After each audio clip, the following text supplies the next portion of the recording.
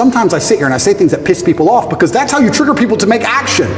I have often written emails or done videos, especially to men when I want to help men, to piss them off. You're a loser.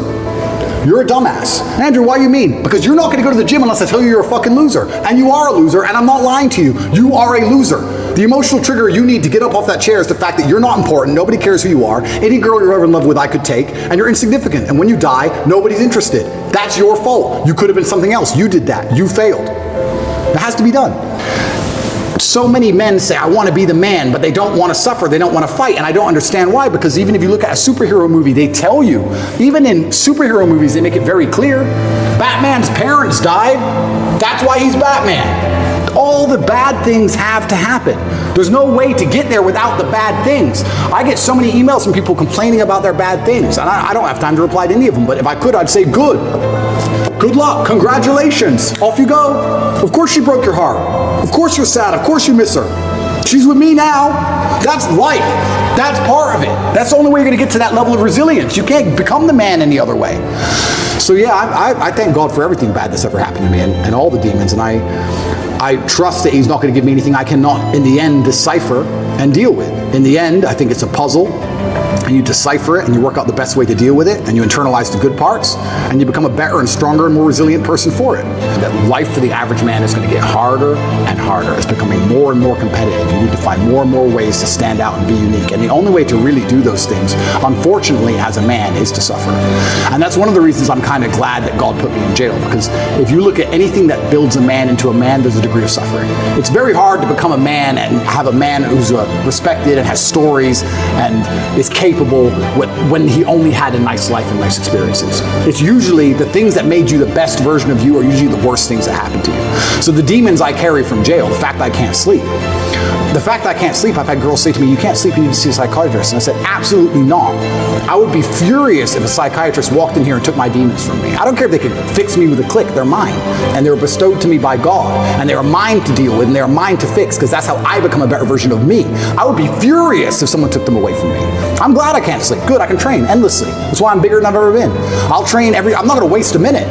But all the demons that have been given to me by God and all the problems that have been given to me by God are mine to fix. I would never ever allow anybody else to take them from me. I'd be furious. Risk has value intrinsically linked to it, intrinsically. This is why people, when you do risky things, people want to hear the story. Your coolest stories involve risk. Something went wrong, this could have happened, I almost this, I made it out. Without these risks, you haven't got it. So I would say to the 20-year-old, do what I did, get in the cage, get in the ring. Knock someone out, get knocked out, train hard. Fighting will teach you everything you need to know about life. You'll learn everything about who you truly are. You'll learn if you're a coward or not. You'll learn everything about perseverance and hard work and dedication, everything about being underappreciated. You learn everything about fear. You learn all of it. You learn everything about people. You win a fight, check your phone. Lose a fight, check your phone. You learn all about people. You learn all about them. You learn all about women. I learned so much about women through fighting. When I had a fight coming up and I was weight drained and I had barely eaten in weeks and I'd lost all this weight and I had a world title fight and I'm fighting a guy who might kill me and she's complaining about the toilet seat. I learned all about women. You learn a lot about life through these difficult processes and paths. And there used to be for men like a rite of passage. In most societies, you had to go through something to become a man, from a boy to a man. But that thing was always difficult. It's always been difficult. Now you have to self-induce it, self-inflict it. But if you're going to be a boy and never bring on that self-inflicted rite of passage, how are you going to ever become a man? I think the world has always only ever been a battle for influence.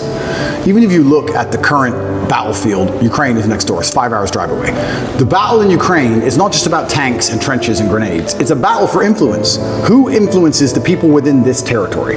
Who is in charge of the thinking, the language, the mindset of people within this geographical area? Every single battle, every single pitched battle, every single argument, every single debate has always been a battle for influence. If you have influence, you're an extremely powerful person.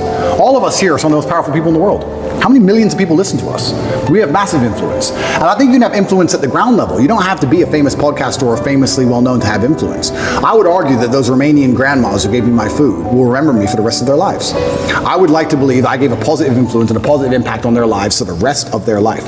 I believe if you go through life and you're genuinely a good person, you try your best to be good to people, and you're honest, and you shake hands, and you don't lie, and you're on time, and you work hard, and you're good to everyone who's good to you, I think you'll have a massive influence. And I also believe, I truly believe that God is extremely giving.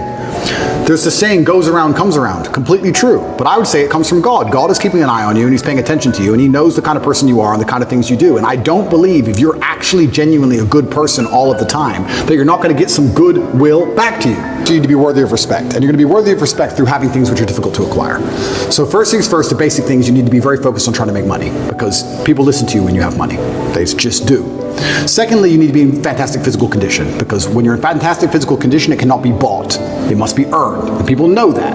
When you're in, I don't know about you, if someone walked in to sell me something and they were obese, I would not trust them the same as if they were in fantastic physical shape. Because I'd say, I don't think you have dedication and heart. I don't think there's something about you that I just wouldn't trust you the same. So fantastic physical condition and money is the first thing. The second thing, whatever your ideas are, you need to learn how to communicate them. Speaking is a superpower in and of itself. You need to become a fantastic communicator. You need to be comfortable in all realms of communication. You need to be persuasive. You need to be comfortable arguing. You need to be good at debating. There's a lot of people out there in the world who have ideas that they can't even project into somebody else's mind. How are you gonna rule the world with that? How are you gonna get your ideas out there and make an influence if you can't make other people understand exactly what you think? That's the first thing. Second thing, once they understand exactly what you think, you need to make them agree with what you think. These are two different skills. Must be practiced and must be learned. If you're 20 years old and you want to change the world, you need to be having endless debates. Endless. Without resorting to name calling, not on Twitter like a dummy, in person. And you need to come across in a way that people agree with you. The world is hyper-competitive.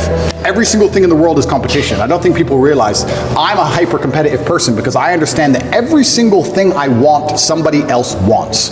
The girl I want, other people want. The car I want, other people want. The house I want, other people want. The lifestyle, the jet, every single thing you want, somebody else wants. It's a massive competition. As a man, you have two choices. You either accept that as a massive competition and try and play the game, or you just try and pretend it's not a competition and live in perpetual failure.